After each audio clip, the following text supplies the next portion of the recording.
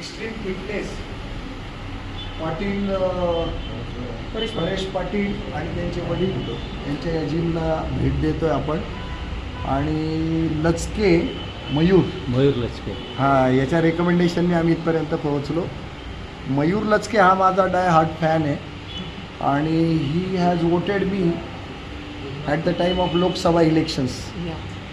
आणि आम्ही तुम्हाला सगळ्यांना एक पर्याय दिला होता. लोकशाही सुदृढ करण्यासाठी तुम्ही कायम ओरडत असता की कायम गुंड, माफिया, लुटेरे हे लोकच उभे राहतात, चांगली लोक उभी राहत नाही. आम्ही उभे राहतो पण तुम्ही वोट देत नाही. तुम्ही वोट द्यायला पाहिजे. आज तुम्ही ज्या फिटनेसच्या शोधात इथपर्यंत पोहोचले तर तो फिटनेस तुम्हाला इथे मिळो. पण खरा फिटनेस जो आहे ना आज माझ्या देशाला आवश्यक आहे. जसं तुम्हाला इथे वॉर्मअप करून वर्कआउट करून तुम्ही स्वतःला चुस्त दुरुस्त करण्याचा प्रयत्न करता तसं माझ्या देशाला पण वॉर्मअपची गरज आहे.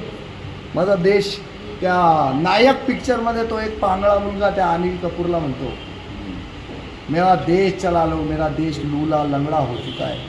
तर अशी अवस्था आहे. खरं आभासी काहीतरी तुमच्या मनामध्ये घालून दिलेलं आहे सगळ्यांच्या आणि तुम्हाला सगळ्यांना वाटतं एव्हरीथिंग इज फाईन एव्हरीवेअर.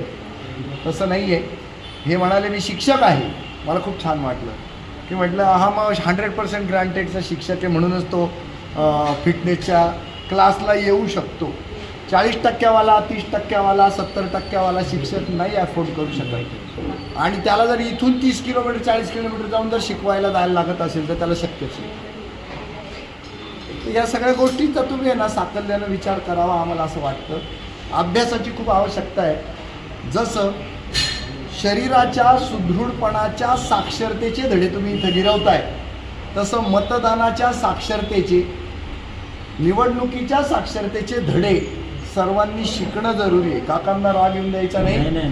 खूप मोठे झालो आपण वयाने तरीही मतसाक्षरतेचा अभाव मला 70 वर्षाच्या व्यक्तीमध्ये 40 वर्षाच्या व्यक्तीमध्ये तो आढळला आहे. का आढळला तर मी त्या क्षेत्रात आलो. मी 14 वर्षापूर्वी राजकारणाचा प्रचंड तिरस्कार, द्वेष, मत्सर, किळस करणारा माणूस होतो. कारण मला हे सगळे लोक भांडते वाटायचे. पण जसं जसं मला कळायला लागलं की राजकारणातनं आता तुमच्या या फिटनेस जिमला आहे ना याचा उदय जो झाला, व्यायामशाळा होत्या पूर्वी, आता हा नवा सेटअप आहे ना व्यायामशाळेची नेक्स्ट स्टेप आहे. तर याच्यामधून वापरली जाणारी यंत्रणा, इथे वापरले जाणारे ते